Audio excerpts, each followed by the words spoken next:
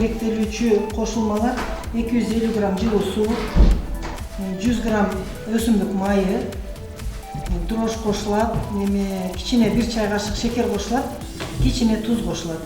Ошол кылайык, муну да жумшак кылып камыр кылабыз. Биринчи мынакей 250 грамм сууну куюп, 1 чай кашык шекер салабыз. 1 чай кашык шекер,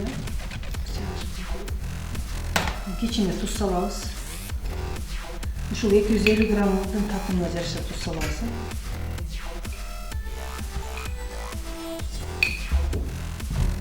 Кичине дрожь салабыз.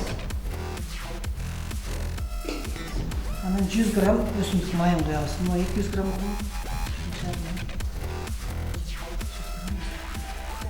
Ошолордун баарын аралаштырып жумшак кылып, жана пиццаны камырдай камыр кылабыз.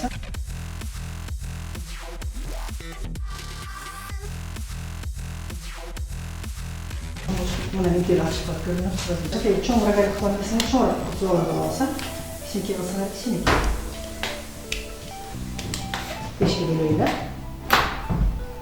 Келип жасашы керек. Кызуулар кылсаң.